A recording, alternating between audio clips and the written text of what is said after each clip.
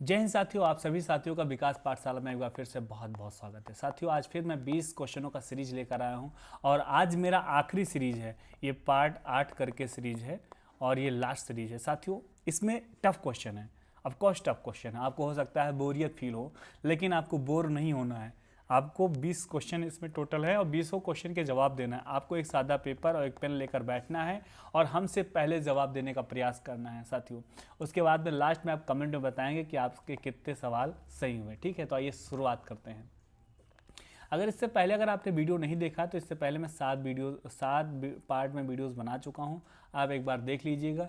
साथियों, मैं एक बात और बता देना चाहूँगा कि एसएससी जीडी हो, चाहे यूपी पुलिस हो, चाहे यूपी एसआई हो या एसआई हो, या कंप्यूटर ऑपरेटर का वैकेंसी हो, या ऐसा ग्रुप डी की वैकेंसी हो, या आरपीएफ कांस्टेबल की वैकेंसी, कोई भी विभिन्न प्रकार की वैकेंसी हमारे भारत में होती हैं और हर वैकेंसी की ये फेवरेट टॉपिक है। मतलब जनसंख्या से संबंधित क्वेश्चन 1 से 2 क्वेश्चन पूछे जरूर जाते हैं, इस वजह से ये इंपॉर्टेंट हो जाता है। तो आइए शुरुआत करते हैं। पहला सवाल हमारा है, भारत में नगरीकरण से जन्म दर और मृत्यु दर दोनों घटी। Option A is a right answer. Okay, हमारा दूसरा सवाल है, भारतीय राज्यों में सर्वाधिक जनजातीय जनसंख्या। तो मध्य प्रदेश और छत्तीसगढ़ में सबसे ज़्यादा जनसंख्या है, तो option C is right answer. Okay, हमारा तीसरा क्वेश्चन है कि भारत में निम्नलिखित राज्यों को नगरीकरण की दृष्टि से अवरोही क्रम में व्यवस्थित कीजिए। भारत में निम्नलिखित राज्यों को नगरीकृत दृष्टि से अवरोही क्रम में व्यवस्थित कीजिए। अवरोही क्रम को हिंदी में बोलते हैं कि डिसेंडिंग ऑर्डर। डिसेंडिंग मतलब होता है घटता हुआ क्रम। ठीक है, तो आइए शुरुआत करते हैं। सबसे पहले आएगा तमिलनाडु, घटते हुए क्रम में लिखना है ना, तो तमिलनाडु के बाद में हम लिखेंगे महाराष्ट्र के बाद में हम लिखेंगे पश्चिम बंगाल और उसके बाद में गुजरात हो जाएगा। तो ये option second B is our right answer. Okay, हमारा चौथा सवाल है, राष्ट्रीय जनसंख्या नीति 2000 के अंतर्गत जनसंख्या में स्थिरता प्राप्त करने का लक्ष्य 2045 से बढ़ाकर कितना कर दिया गया।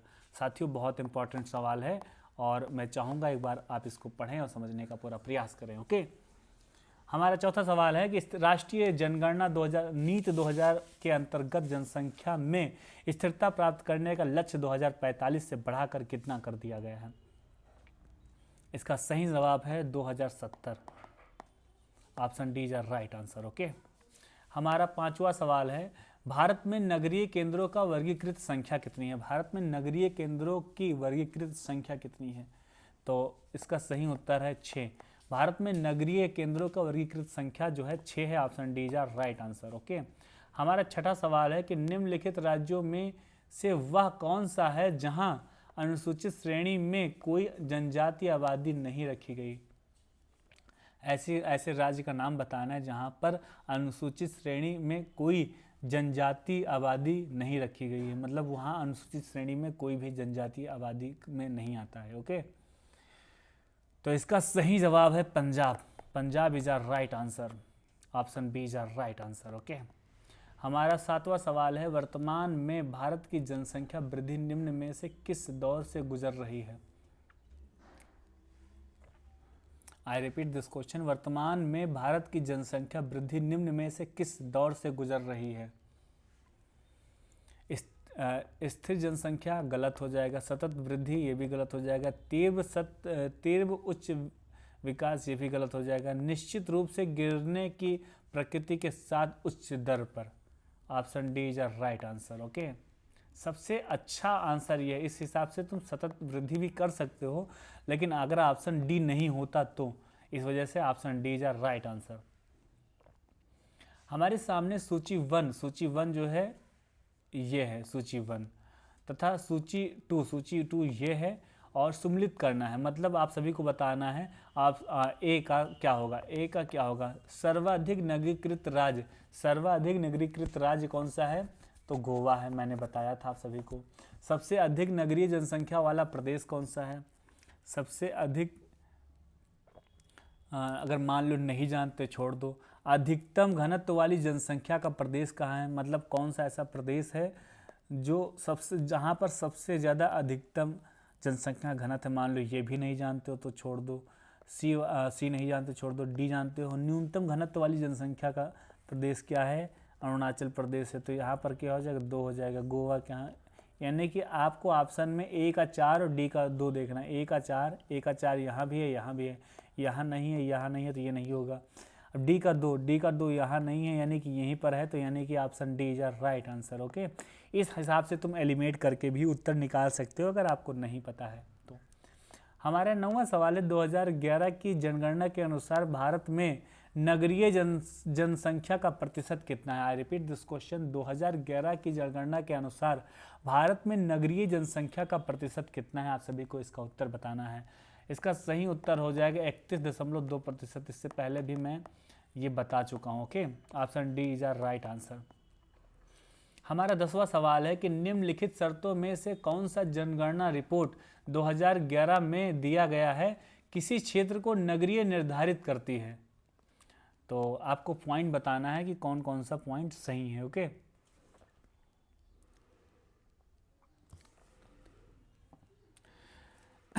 पहला पॉइंट है मेरा कि इसकी न्यूनतम जनसंख्या 5000 होनी चाहिए, सही है। और दूसरा पॉइंट है गैर कृषि कार्य में संलग्न इसकी पुरुष जनसंख्या न्यूनतम 75% होनी चाहिए, ये भी सही है। और तीसरा पॉइंट है इसकी जनसंख्या का घनत्व कम से कम 400 व्यक्ति प्रति वर्ग किलोमीटर होना चाहिए, ये भी सही है।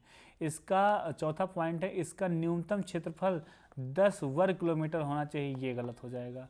यानी कि हमारा पहला दूसरा तीसरा सही है, पहला दूसरा तीसरा option B is right answer. Okay, sorry.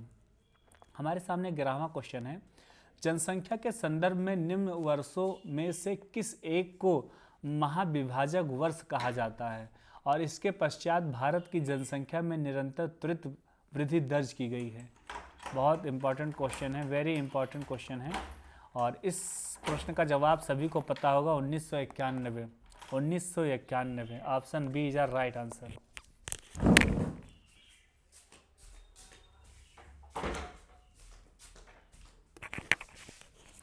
हमारे सामने अब 12वां सवाल आ गया मेरा। वर्ष 2001 की जनगणना के अनुसार निम्नलिखित 4 नगरों या नगर निगमों में से किसमें सबसे कम जनसंख्या थी? इसका सही जवाब आप सभी को देना है। वाराणसी इसका सही जवाब हो जाएगा, Varanasi. Option D is our right answer. Okay, हमारे सामने 13वां क्वेश्चन आ जाता है, वर्ष 2011 की जनगणना के आधार पर निम्न राज्यों संघीय क्षेत्रों को उनकी जनसंख्या के अवरोही क्रम में व्यवस्थित कीजिए।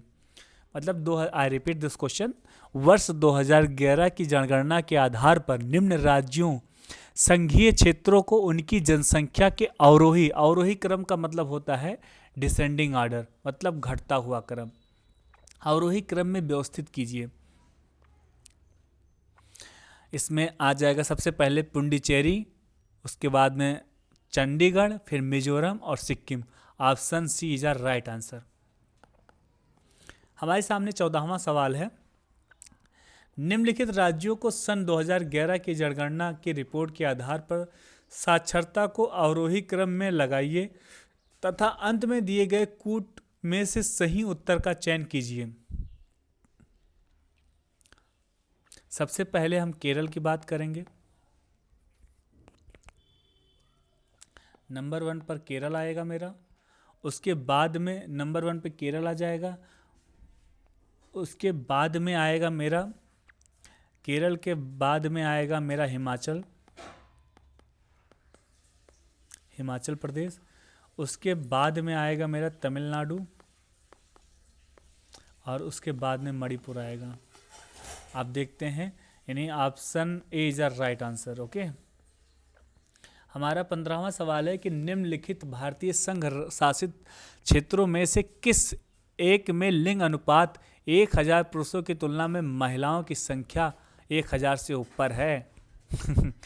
साथियों, अगर प्रदेश की बात करें तो ऐसे में हरियाणा सबसे निम्न आ जाता है, हरियाणा में सबसे निम्न आ जाएगा हरियाणा, और हरियाणा स्पेलिंग गलत हो गया। और अगर केरल उच्च आ जाता है, केरल ऊंचा जाता है, मतलब केरल में महिलाएं ज़्यादा हैं पुरुष कम है। लेकिन यहाँ संघ राज्य की बात की है, संघ शासित प्रदेशों की बात की है, मतलब यूटी की बात की है, केंद्र शासित प्रदेश की बात की है। तो यहाँ पर सब सही उत्तर हो जाएगा Puducherry, option A is right answer. Okay, 16वां सवाल है हमारा, 2011 की जनगणना के अनुसार भारत में शहरों में रहने वाले लोगों की संख्या कितनी है, लगभग कितनी है? 2011 के जनगणना के अनुसार भारत में शहरों में रहने वाले लोगों की संख्या कितनी है, आपको ये बताना है। तो 37 करोड़ है। कितनी है? 37 crore. Option A is right answer. Okay, 17वां सवाल है, जनगणना 2011 के अनुसार भारत में स्त्री साक्षरता की दृष्टि से केरल के बाद दूसरा स्थान किस राज्य का है? अगर हम केरल के बाद दूसरा स्थान की अगर हम बात करते हैं साथियों, तो वो मिजोरम हो जाएगा। मिजोरम में भी स्त्रियों का साक्षरता दर बढ़िया है। 18 नंबर की क्वेश्चन की बात करते हैं, तो गांव से छोटे कस्बे और बाद में शहर तक लोगों के जाने को क्या कहते हैं? गांव से छोटे कस्बे और बाद में शहर तक जाने वाले लोगों को क्या कहते हैं? बहुत इंपॉर्टेंट सवाल है। अगर कंपटीशन में नहीं आता है तो भी आपको ये पता होना चाहिए, क्योंकि आपके कोई ना कोई रिश्तेदार होगा जो गांव से शहर की तरफ प्रस्थान कर रहा है, तो उसे कहेंगे क्या? ये बहुत ज़रूरी है। उसको कहेंगे चरणवार प्रवास कहेंगे। Option C is a right answer. इसको थोड़ा सा ध्यान रखना, चरणवार प्रवास कहेंगे। ओके, सेकंड लास्ट क्वेश्चन है हमारा, जनगणना आकलन रिपोर्ट प्रदर्शित करती है कि भारत विश्व का सबसे युवा देश 2020 में भारतीयों की औसत उम्र होगी, कितनी होगी? 29 वर्ष। औसतन उम्र जो है 29 वर्ष प्रदर्शित करती है। ठीक है, हमारा ये आज का आखिरी सवाल है, राष्ट्रीय जनगणना 2011 के अनुसार 6 वर्ष से कम आयु के बच्चों का लिंगानुपात कितना है? ये बहुत सिंपल सवाल है। आई होप मैंने सबसे पहले वाली वीडियो जो मैंने बनाई थी, पार्ट 1 जब मैंने बनाया था, तो हमने इस सवाल का जवाब दिया था, और ये हमारा पार्ट 8 है साथियों, इसलिए आप सभी को इसका सही जवाब देना चाहिए। इसके बीच में मैंने 6 पार्ट और बनाए हैं, 6, 7, 8 नहीं, टोटल 8 पार्ट बनाए हैं। अगर साथियों अगर आपने नहीं देखा है तो एक बार हमारे चैनल पे अगर पहली बार जुड़े हैं तो चैनल को सब्सक्राइब करें, तथा आप हमारे प्लेलिस्ट में जाएं और सारे वीडियोज़ को देखें। जनगणना से संबंधित बहुत महत्वपूर्ण प्रश्न लेकर आए हैं, कोई फालतू के प्रश्न नहीं है, वही प्रश्न है जो बार बार पूछे जा रहे हैं। ठीक है, इसका सही जवाब हो जाएगा 919। Option A is right answer. इसी के साथ आज का होमवर्क ये है कि एक बार फिर से आप चीज़ों को रिवाइज कर लें, अच्छे से समझ लें, उसके बाद में उत्तर देने का प्रयास करें। तथा आज का हमारा सवाल है कि भारत का सबसे पहला शिक्षा मंत्री कौन था? भारत का सबसे पहला शिक्षा मंत्री कौन था? इस सवाल का जवाब आप सभी को कमेंट में देना है। जो इस सवाल का जवाब पहले देगा उसको मैं कुछ इनाम दूंगा। तथा कमेंट में आप सभी को बताना है कि आपके 20 में से कितने सवाल सही हुए हैं। ठीक है साथियों, इसी के साथ आप हमारी इस वीडियो को लाइक करिएगा, शेयर करिएगा अपने दोस्तों यारों को, और हमारे चैनल पर पहली बार जुड़े हुए हैं तो चैनल को सब्सक्राइब करिएगा। मैं महाबली से प्रार्थना करूंगा आपको साहस दे, हिम्मत दे, सामर्थ्य दे, आप मन लगा के पढ़ाई करें, आपको जल्दी नौकरी मिले। जय हिंद, वंदे मातरम।